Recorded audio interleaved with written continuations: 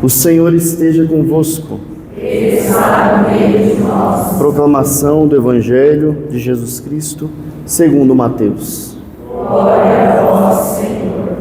Naquele tempo, quando Jesus chegou à outra margem do lago, na região dos Gadarenos, vieram ao seu encontro 2 homens, possuídos pelo demônio. Saindo dos túmulos, eram tão violentos que ninguém podia passar por aquele caminho. Eles então gritaram: "O que tens a ver conosco, filho de Deus? Tu viestes aqui para nos atormentar antes do tempo?"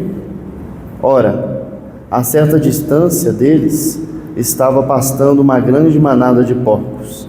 Os demônios suplicavam: "Se nos expulsas, manda-nos para a manada de porcos." Jesus disse: "Ide." Os demônios saíram e foram para os porcos. E logo toda a manada atirou-se monte abaixo, para dentro do mar, afogando-se nas águas. Os homens que guardavam os porcos fugiram, indo até a cidade. Contaram tudo, inclusive o caso dos possuídos pelo demônio. Então a cidade toda saiu ao encontro de Jesus. Quando o viram, pediram-lhe que se retirasse da região deles. Palavra da salvação. Glória a vós, Senhor.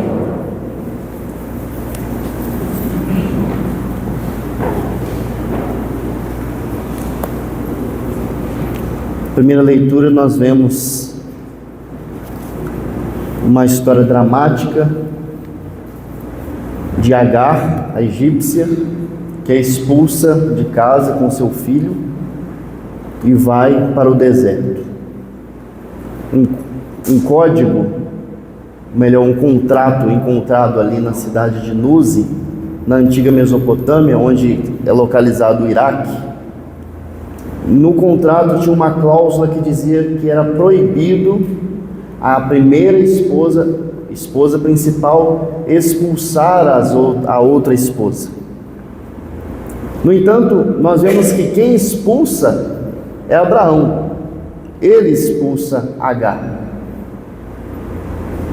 E no momento que ele torna Agar, que era escrava, livre, Ismael não tem mais direito na herança de Abraão. Tem todo um contexto jurídico em torno dessa passagem. Para que Ismael não tivesse direito à herança e à descendência de Abraão. Nós temos uma primeira lição nisso, é que quando nós tentamos dar um jeitinho, ao ter paciência de aguardar a promessa de Deus na nossa vida, nós atraímos para nós e para as pessoas à nossa volta sofrimento, porque Deus prometeu que do útero de Sara viria a descendência de Abraão. A promessa era para Sara e para Abraão, mas eles tentaram dar um jeitinho ali através da escrava, como uma segunda esposa, que provocou sofrimento. Mas Deus é especialista em fazer abundar a graça diante da desgraça, e apesar disso abençoou, nós vimos, abençoou Agar e Ismael, que se tornou depois uma grande nação, apesar de que no futuro e até hoje surgiram conflitos entre o povo de Isaac e o povo de Ismael. Que nós vimos que os árabes, que hoje estão em conflitos com Israel, segundo a tradição bíblica e histórica, são descendentes de Ismael. Mas tudo isso tem também um sentido alegórico, e quem nos explica isso é o próprio São Paulo, na carta aos Gálatas, no capítulo 4, versículo 21, ele dirá o seguinte para nós: com efeito está escrito que Abraão teve 2 filhos, um da escrava e outro da livre. Mas o filho da escrava nasceu segundo a carne, e o filho da livre nasceu em virtude da promessa. Esses fatos têm um sentido alegórico, pois essas mulheres representam as 2 alianças. A primeira, Agar, que vem do Monte Sinai, gera filhos para escravidão.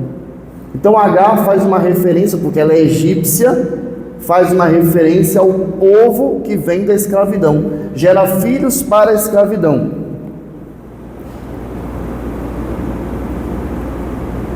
Mas Agar representa o Monte Sinai, que se encontra na Arábia, mas corresponde a Jerusalém atual, que é escrava com seus filhos. A Jerusalém do alto, a Jerusalém celeste, ao contrário, é livre e é a nossa mãe. Pois está escrito: rejubila estéril que não dá à luz, rejubila estéril que não dá à luz, prorrompe em gritos de alegria, tu que não sentes as dores do parto. Porque os filhos da mulher abandonada são mais numerosos do que o da mulher que tem marido. Então, São Paulo está fazendo um paralelo entre os filhos da escrava, os filhos do pecado, os filhos do vício, os filhos da carne, porque ele começa dizendo que aquele que nasceu segundo a carne e aquele que nasceu segundo a promessa, ele faz um paralelo para dizer: nós, que somos filhos da igreja, da Jerusalém do alto, somos filhos da igreja, somos filhos da Virgem Maria, nós descendemos de Jesus. Padre João nos dizia que nós somos da estirpe de Maria, da descendência de Maria. Nós precisamos viver como tal, viver como homens e mulheres livres.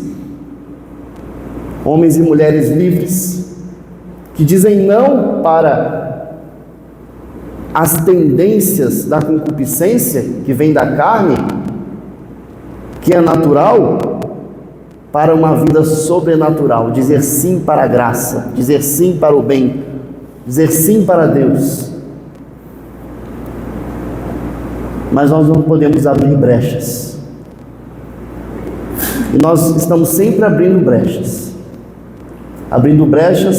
que vão fazer da nossa vida como a vida deste homem que vivia lá no cemitério, um homem que estava já morto, vivia com os mortos.